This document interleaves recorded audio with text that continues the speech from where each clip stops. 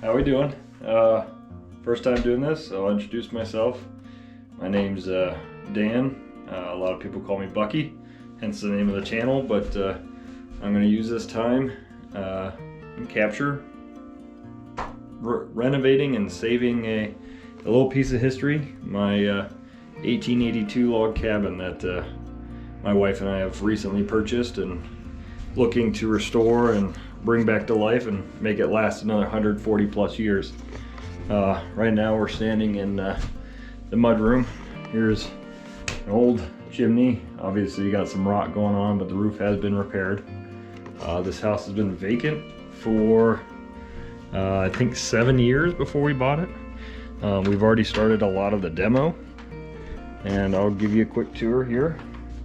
Kind of explain some things that were going along as we're going along, and maybe another video I'll show you what some of the crazy things we found in this house so far. A couple of things in the floorboards and a couple of hidden crawl spaces upstairs and in the basement, but we'll get there.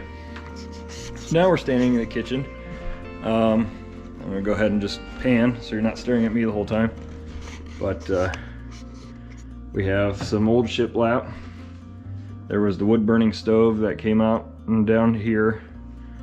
All this was covered up. As you can see, there was like a cardboard style covering and then wallpaper on top of it. That went all the way around. And then this is actually the same as the flooring that's we uncovered. There was about 5 layers of subfloor, carpet, linoleum, you name it, animal feces. This place was really gross. I'll probably throw in some still shots as we go along so you can see what it looked like. We're actually right here, right to the right of that door. There was actually a wall that divided the kitchen from the dining room, and we opened it up. We're actually going to do a lot more. We're going to expand it out. This wall we're going to push out, and we're going to add more bedrooms upstairs. Here's the incredibly gross bathroom. There was hardwoods. This is just a little addition off the back of the cabin. The floor was rotted, and I had to piece something together to make it temporary until we could do more work. I'm probably walking way too fast, so I apologize for that, but if this video sucks, I'll take it down and redo it, I guess. You guys gotta let me know if anyone even watches it, if you're interested, what you might want to know, what, you know, different things, tidbits of the area where we're at. But anyways, back to the tour. We went to some great lengths to try and preserve all this wood trim. It actually goes pretty much throughout the house. And then we had to bring some modern day. We put some HVAC to warm it up upstairs because there was nothing up there. We just got temporary living in here while we go through this phase of construction and demolition. All original windows with storm window, or not original to the cabin, but believed to be about 1920s. The windows went in. This is actually right where we're standing. This is the original log cabin, which ended at that opening. This wall is log, as you can tell by how thick. I mean, I don't have overly huge hands, but I mean it's a beefy wall, that's for sure. We'll be able to show you some of the timber upstairs, but drywall, or not drywall, it's lath and plaster everywhere. When we bought the house, there was actually a wagon wheel that somebody mounted to the ceiling, and if I can pull it out from the barn, the story behind that, it's actually one of the original wagon wheels to the first family that farmed this land, and when the cart broke down, they decided to keep a piece of history and, you know, put it up there for me to find it one day. It's not huge. We're at about 1,053 square feet as it stands. But yeah, it's really cool. There is slopage right now that is going down to the center of the house. We have plans to get it adjusted. We're hoping actually to pick up the house and put it on a new foundation on the back side of the farm. But we're not 100% sure if we're just gonna jack the house up and put a new foundation under it where it stands. Get some lights on for you. So these are all carpeted, these steps. And this was not very shoddily painted, but we had to get an inspection, and I had to put up a little wall for safety after we bought the house to get the renovation loan. But here is the shot from the upstairs. As you can probably see, some of the logs we exposed. Here we go. Let's see.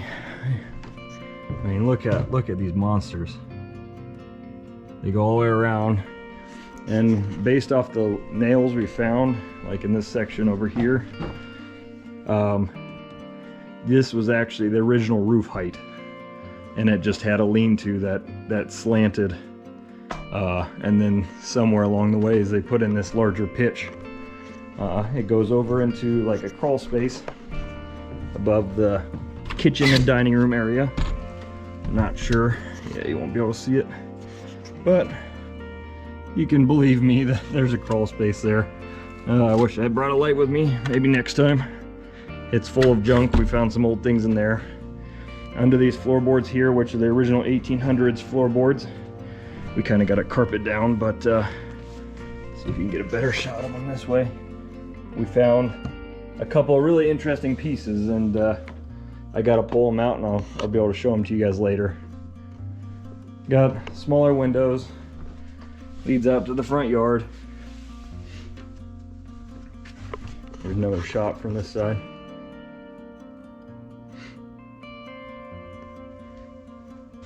The plan is this roof is going to come off completely.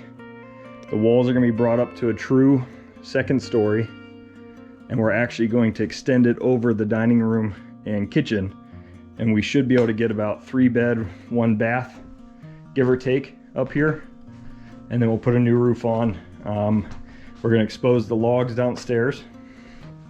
We got a lot of different plans. They almost change daily, but yeah, that's about all she wrote there. Now we'll head down to the basement. My wife has yet to venture because she took one look at it and it scared her. But we'll see. Right, here we go.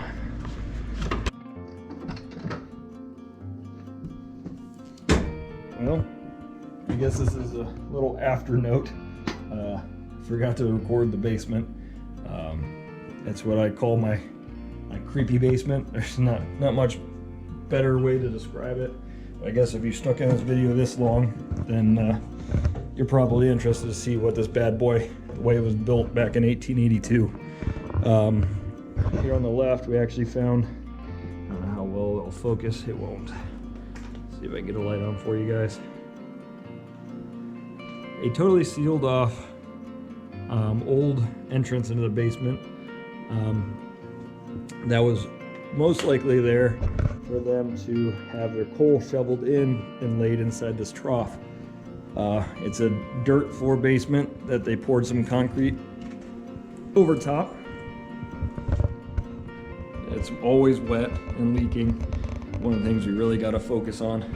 We were actually told by a couple of inspectors we're gonna have to put a whole new foundation under this house, and that's gonna be a process in and of itself. And we figured, well, if we have to put a new foundation, then we're gonna put the house positioned on the property where we want. So we'll also have a video of us hopefully picking this house up and moving it onto its new foundation.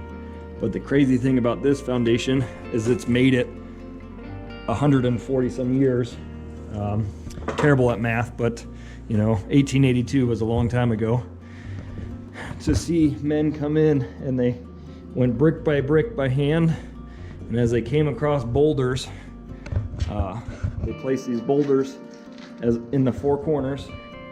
One there, one over there, and one over there by the sub panel or main panel. They're gigantic rocks that has been holding this house up for many, many, many years. And then they just used whatever materials they had. That looks like an old pole of some sort that they cut and placed. You go back into the addition here in the 1920s, where we've already ran into a bunch of problems. Blown out water heater, right there. The 1950s water heater. We've just replaced and put in a brand new well pump and pressure tank. We had to put in an all new HVAC. Oh, my apologies, guys. I'm gonna kill the noise. We had to put in an all new HVAC system because the old one was an oil drum heating and it was gone beyond repair. Nothing really down here other than it's absolutely creepy, and my wife swears off on ever coming down here. And she's probably in the right mind to do so until we can get things figured out. That's the exit. The other steps down to the basement is currently sealed off. We'll have to work on that. And yeah, that's really about where we walk. It's only about 5.5 foot ceilings here. Maybe I'll bring those windows out, and I'll show you a little bit better view of them later on. Well, that's about it. This is pretty much all I have to offer when it comes to the inside of this house. It's really cool, kind of over the years, to see how they piece things together and made it to where families lived in it. One of the craziest things, the first family that built and settled here was over 200-acre farm they had, and they raised 9 children plus themselves, so 11 people raised in this 1,000-square-foot log cabin. And then and they all miraculously, you know, given the age, they actually, or the years, they actually survived. They didn't have any deaths or infant deaths like most families did. And then as generations went on, it was the same family that's owned it up until me buying it. It just finally, the families fizzled out and there's just nobody left to take care of it. That's why it laid vacant for, yeah, I think it was like 7 years or so. There was a lot of gross. Apparently a cat was left in here.